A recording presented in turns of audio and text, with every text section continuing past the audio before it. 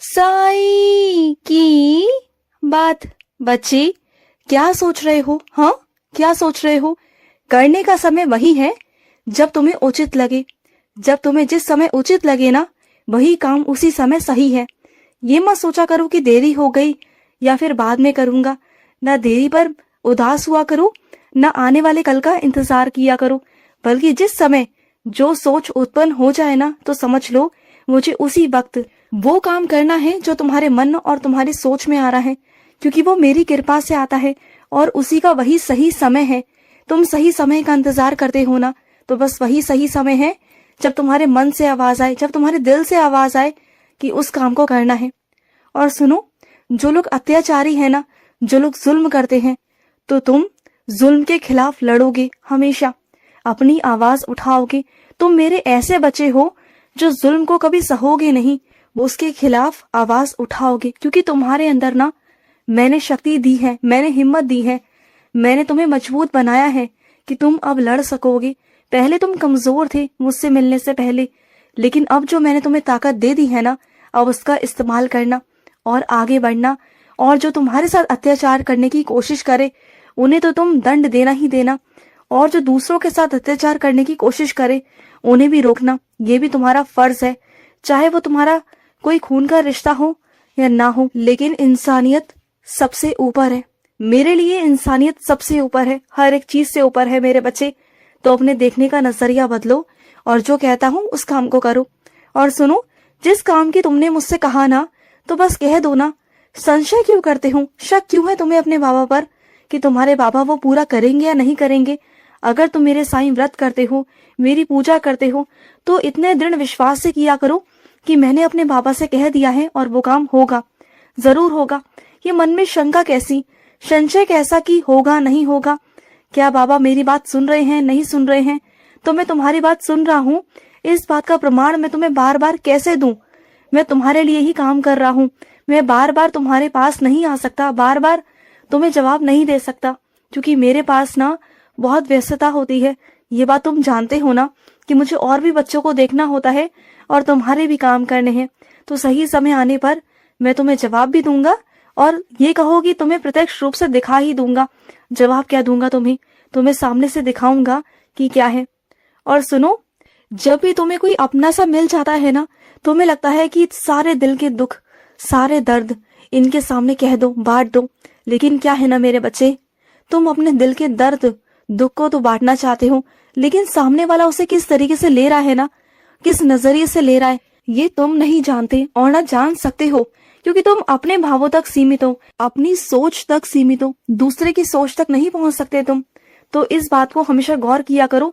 आज जो तुम्हारी बात को बहुत आराम से सुनता है ना, तुम्हारे दर्द को बांटने की कोशिश करता है, तुम्हें सांत्वना देता है कि वो तुम्हारे साथ में है, लेकिन सच कहूँ ना, तो वो जिसके मुंह पर उसकी करते हैं वो लोग, वो वैसे लोग हैं मेरे बच्चे। बात को समझा करो।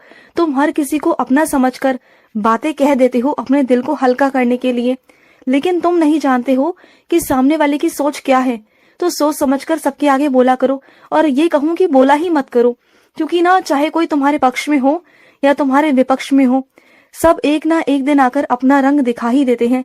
जब उनका तुमसे मतलब निकल जाता है ना, जब उनका तुमसे कोई मतलब नहीं रहता, तो वही बातों को वो तुम्हारी खिलाफ इस्तेमाल करते हैं और तुम्हारे ही दुश्मनों को जाकर बताते हैं।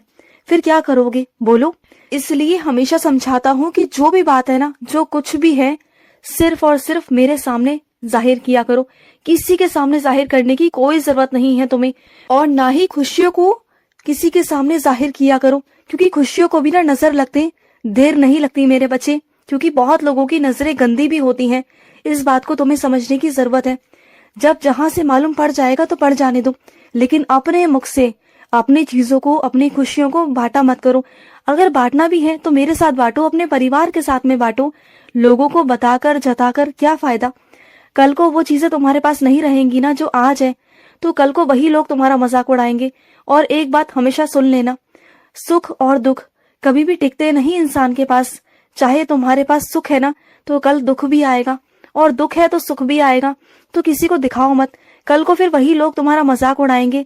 कल को कहेंगे कि देखो कितना कुछ था इसके पास में और आज कुछ भी नहीं है। तो इसलिए कहता हूँ कि किसी को कुछ मत बताओ, जो है अपने पास रखो, अपने तक सीमित रखो बस। और सुनो, जो लोग दूसरों की मजबूरियों का फायदा उठाते हैं ना, ये बहुत गलत बात है। और उसे तो ना ईश्वर भी माफ नहीं करता, कोई माफ नहीं करता। तुम ये सोचते हो कि तुम सबसे ऊपर हो और सबको गुलाम बनाकर रखना चाहते हो। ये चाहते हो कि हर कोई तुम्हारे आदेश अनुसार चले, तुम जो आदेश दो उसके अनुसार सब कुछ हो। तो ऐसा नहीं होता मेरे बच्चे। जो ऐसा तुम्हारे साथ कर रहा है ना, वो खुद ही मेरा गुलाम है। तुम देखना, एक ना एक दिन उसकी जिंदगी में ऐसा वक्त आएगा ना, वो खुद मेरे चरणों में होगा, तुम खुद देखना। और तुम्हारी बात, तुम्हारी लाज मैं बचाऊंगा, मैं रखूंगा, हमेशा से रखता आया हूं और आगे भी रखूंगा। तुम बिल्कुल चिंता मत करना। और सुनो मेरे बच्चे, अगर सामने वाला तुम्हारे प्रति नफरत पालता है ना, उसके मन में तुम्हारे प्रति नफरत है, लेकिन तुम्हारे मन में नहीं, क्योंकि तुम मेरे बंदे हो, तुम साईं के बंदे हो, तुम मेरे बच्चे हो। तो कभी भी ना तुम बैर से, द्वेष से कभी मत देखना। तुम्हारे अंदर लोभ नहीं, लालच नहीं। लेकिन अगर सामने वाले के अंदर है ना, तो रहने दो। वो खुद ही अपने अहंकार में ना इतना डूब जाएगा ना कि आने वाले वक्त में ना वो खुद ही अपने आप को तहस नहस कर लेगा, अपने आप को नष्ट कर लेगा। उसी का अहंकार उसे मार डालेगा, तुम देखना, उसे नष्ट कर देगा। क्योंकि उसका जो अहंकार है ना, वो उसे कभी जीने नहीं देगा। उसके अंदर हमेशा बदले की भावना रहती है तुम्हारे लिए, लेकिन तुम्हारे अंदर नहीं, क्योंकि तुम शांत हो, ठंडे सरोवर की तरह, तालाब की तरह, नदी की तरह हो, जो ठंडा रहता है।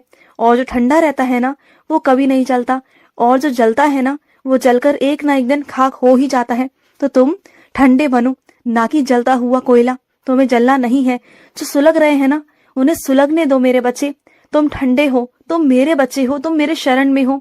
हैरानी की बात तो मुझे ये लगती है, जो बच्चा तुमसे नफरत करता है ना, वो बच्चा मेरा भी है, मेरी शरण में है।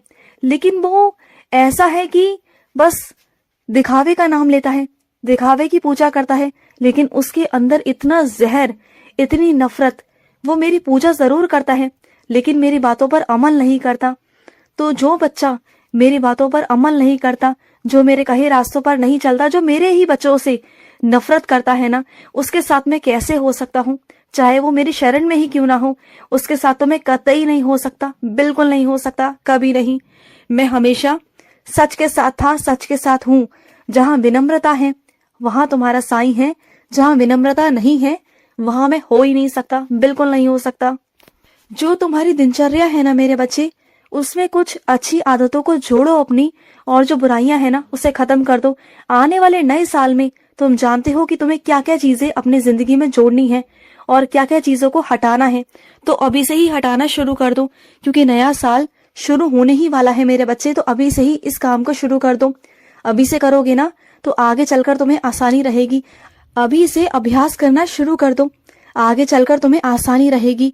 और सुनो, कुछ मेरे बच्चों के पाँव में ना बहुत सूजन है।